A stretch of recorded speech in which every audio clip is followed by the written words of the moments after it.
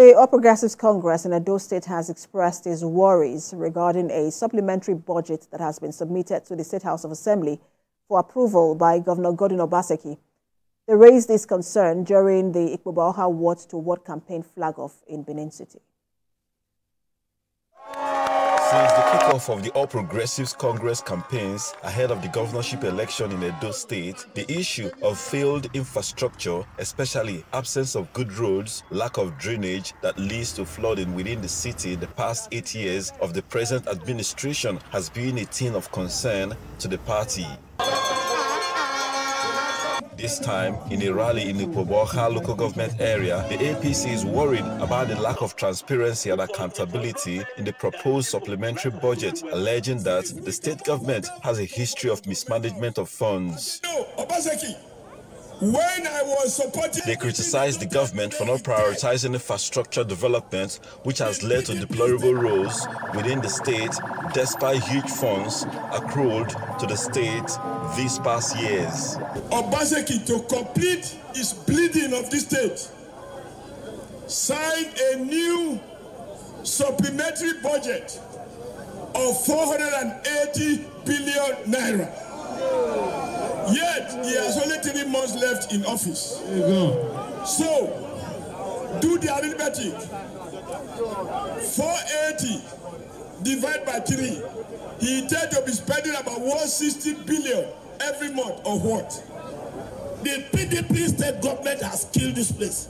There is no school that has been even renovated, and we have earned a lot of money in the last 8 years. There's nothing on the other side. We don't need AIO2 equals Ejoma squared. We want youths that are agile, able and ready. The APC's governorship candidate and his deputy called on the people to vote for them with assurance to address the issues of failed infrastructure when elected into power in the upcoming governorship election. They have finished our land. Look at everywhere. No road. We are going to declare state of emergency on our roads. We will drop Edo State into a construction site. The APC is crisscrossing every length and breadth of the state, seeking the support of voters to enable them return to power, which they lost 8 years ago. Now, for more on this, let's bring in the Director General, Edo APC Governorship Campaign Council, Senator Matthew Rohide. He joins me virtually from Benin City. Good to have you join us, Senator. Thank you very much. Good evening. So the APC is now battling to reclaim Edo State, which was a state that it controlled some years ago. Some have said that this is not going to. I mean, this time the APC is not going to be able to reclaim the state, seeing that PDP is now the ruling party in Edo State. What are you banking your optimism on? What is your field advantage in Edo State? Well, first, let me thank you for having me. Let me say that the privilege of representing people suggests to that the people are the ultimate deciders of who rules over them. I want to tell you that the misrule that has attended, this government in the last 8 years in Edo State is very clear that the people who are the ultimate deciders will certainly not favor PDP in the next governorship election. Rather, they will favor the APC, that has a lot of support from politicians, people like us, who have decided to support the APC ticket based on the goodwill, that we have garnered over the years when we had the privilege to represent people at different levels. We have performed, and we have verifiable evidence of good performance. And we are putting all of this to support our candidate, in whom we are well placed and believe that he will deliver and do a whole lot better than the PDP, candidates, who of course doesn't have, any history behind him of service to people. Even from his privileged position that he has occupied in his private life. So compared to our candidates, we know that he will do a whole lot better. And the people certainly, everybody you can see now, the whole places are gone. If I may quickly just come in here, so because you touched on, it is not only Senator Matthew, just a minute, because you touched, well, I think the people will decide. Because you touched on the gubernatorial candidate of the PDP, we spoke earlier to the Deputy Director General of the Campaign Council of the PDP, that's Pedro Obaseki, and he spoke to the unelectability of your candidate, and he said that his refusal to speak to the media is a proof of that unelectability. How do you react to that statement? It's very funny when some of these characters, start to bring their self-judgment into this whole business. They don't even know what it means. Where were they when Senator Mondo Ikpoba-Okha was elected by the people of Edo Central into the 10th Senate? So if he was not electable, how come he was elected? They that are accusing or mentioning this, have they faced elections before? If they have faced elections before, then of course you cannot say somebody is not electable. Have they contested councillorship election before? And you are saying the man is not electable. Yet he's a senator elected on a popular support by the people through the sanctity of the ballot box. People surrender their sovereignty to him through the ballot paper. And you say it's not electable. I just believe, these are some of the things you say in elections.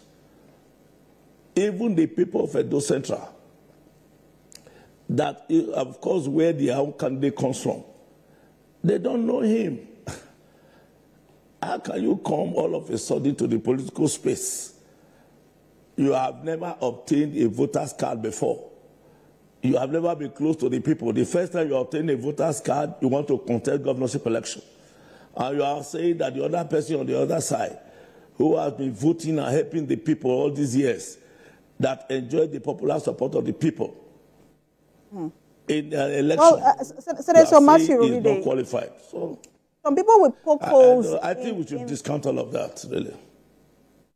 Some people will poke holes in that statement you just made. For example, for someone like Senator Sarima Osumbo, who won that election, his election was overturned by the court. He was contesting against someone who has never held any election before as well, which is Oshiomhole himself. And then after that, we had someone who has also never held election before. That's Godwin Obaseki. And so that might not be the grounds to win an election if you say, oh, you've never contested before. That there has to be, an advantage.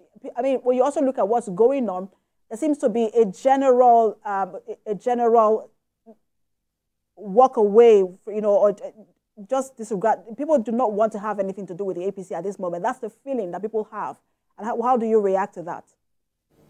Okay, let me first say this. Comrade Oshiomhole, after I was president of the Nigerian Labour Congress, was a very popular Nigerian. Oshiomhole was in a political party before he contested election. He was known throughout the length and breadth of this country. People trusted him. People believed in him. And I was one of those who supported him. I wanted to be governor at that time, but I said to support him because the popularity was more than that of myself and a lot of other people. Okay, and that same goodwill was what Oshiomhole threw behind Godwin Obaseki. Okay, the issue of not supporting Godwin Obaseki was that even Oshiomhole was told that time, as the outgoing governor, don't support this greyhound that has never been known in politics. So it's better to ask Oshiomhole now what he thinks of Obaseki after 8 years. And you see the way he's talking about him at campaign grounds. It's a clear expression of his dissatisfaction and disappointment. So that is what we don't want to repeat itself. It's very ugly. A lot of us supported him before. About the fear we had that time that this person really is not known. Even our campaign ground that time, Oshiomhole was the one that was doing the talking. For him, his voice was not stable. He couldn't hold the microphone. But now, after being governor, he wants to bring another greyhound. We do have desecrating the whole political platform. Senator. So that's not going to happen for the people, particularly with the performance. Senator Matthew Rogide, I'm afraid we do have to leave it there. I'm sure we'll engage you just before, during, and after the election. Thank you so much for your time. Director General Edo APC Governorship Campaign, Senator Matthew Rogide. Thank you for talking to us. Thank you very much for the privilege. Let's turn to other stories. Former Secretary General of the Commonwealth and Chairman of the Patriot has inaugurated a National Advocacy Committee